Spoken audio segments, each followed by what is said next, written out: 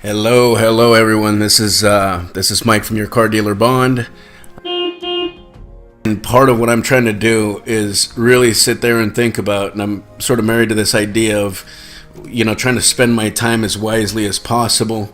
If any of you saw the Instagram picture I posted of my dog, poor guy, as fast as I could cut his hair, I had to, and boy, oh boy, I got a comment saying, "Geez, looks like you ran over him with a lawnmower," and he's all his hair is all touched up. He's not nicked up himself, but his hair has definitely seen better days. I actually posted a picture of it on our Instagram. As I kind of stepped through this process of really staying diligent with this 80-20 and trying to stay efficient with time, and trying to really put my eggs into the baskets that they belong into, because shiny object syndrome is a real thing out there, especially nowadays with so many shiny objects, so many different things you could go into as a business owner. There's so many different ways now, whereas before you could, I suppose, if you had the money, you could get a billboard going.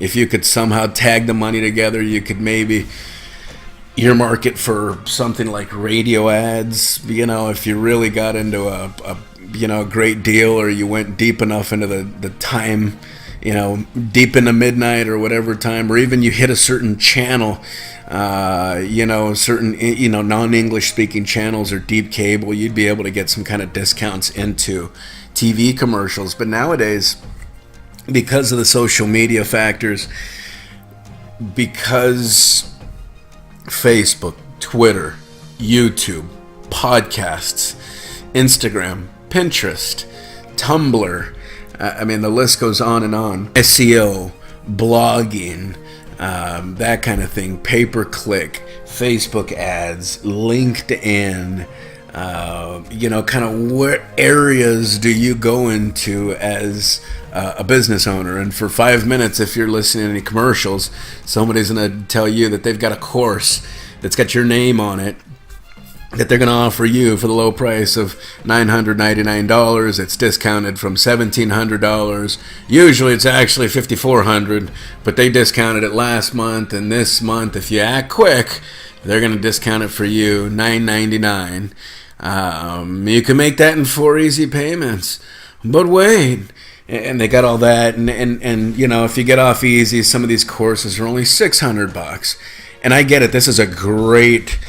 I'm all for education. I unfortunately wasn't. Maybe fortunately, but I wasn't formally educated in college. Funny enough, I actually needed glasses my entire life. Needed glasses for up close reading. I couldn't read up close for more than a couple minutes before I'd get a splitting headache, or I would fall asleep. Actually, my 4th grade teacher told my mom that I needed a harness, the ones that they put on horses, to keep my neck upright, so that this way I could actually stay awake during class, because every time we started reading, I ended up passed out. She suspected it was because I was partying all night, I suppose, and at 9 years old, I can imagine that that's probably something she saw frequently, but wasn't the case. Turns out that I needed glasses, and every single year they'd get me and they'd say, "Hey, go over there and let me give you this eye test. Cover this eye and tell me what you see. I'm going to hold this chart on the other side of this room. You tell me." And I always did really well on this one. The one thing they never said is, "Here, look at these regular sized words in this book right in front of your face and tell me what you see." And I would have quickly told them, "It's all blurry." So I never read any books. I would read a little bit of the front, read the cover, of course, read a tiny bit of the middle, and then I'd read the end, and then make up the rest. Anyway, and quickly I figured out in college, my first semester in college, I took history. It sucked at 7 in the morning, let me tell you, but it also sucked not being able to read. And as everybody else is reading, I'd wake up at the end of class, which is the same thing that would happen with my 10th grade class of English. I'd wake up every day at the end of class, and It was because the bell was waking me up. And anyway, long story short is that not having some of this formal education, not formally being educated with some of this stuff, I do believe sincerely in education, because ever since I got classes, I've been trying to catch up on all the reading I could and all the education that I could ever since. So I do think that a lot of these courses, I think, are valuable. You just got to take action once you do. But the point is that you could really get caught up into this, kind of the shiny objects and what sounds, cute this week and what sounds like it's sexy this week and next month and that type of thing. And these trends continually change. So if you're chasing the dragon here, don't be surprised when this week it's Instagram, and then, guess what? 3 months ago or 6 months ago, it was Snapchat, and if you go back far enough, well, then you start to drift into, Facebook used to be big, Twitter used to be big. You start to drift even further back, and now you're talking about MySpace or some of these other things. I mean, there's, some of these have some longevity here, but the point is that you could really waste a hell of a lot of time screwing around with a lot of this. So that's why it's, for a small business owner like me, who's kind of doing it all myself, where I've got some other infrastructure. We've got some folks that help us write bonds and service bonds and do everything that's related to bonds. But as far as the marketing, on every video, it's me. Every bit of editing of those videos is me. Every bit of the content is me. I'm the one actually that you see. I'm the one that you hear in every podcast.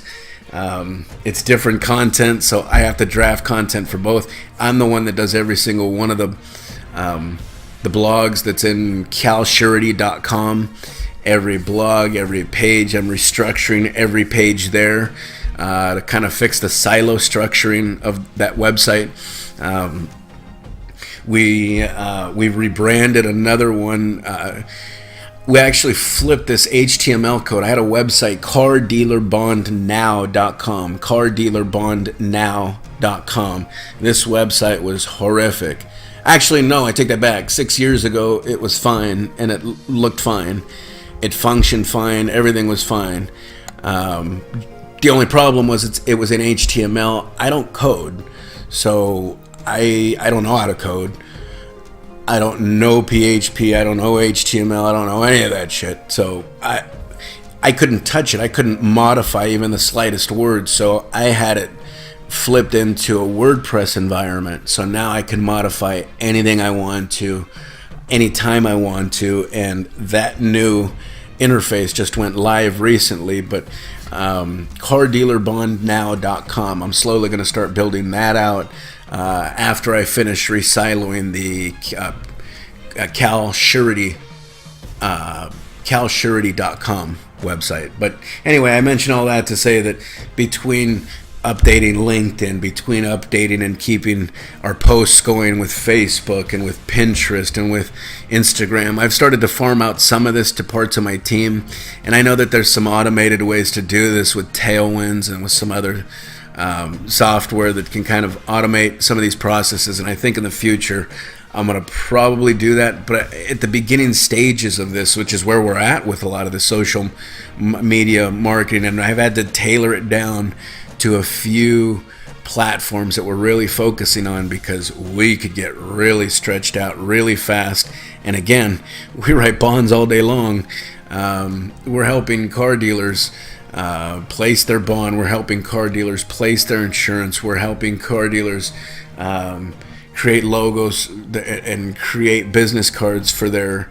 Our marketing team is doing a great job with this, but I oversee all of these pieces of it, and it can get really exhausting. So.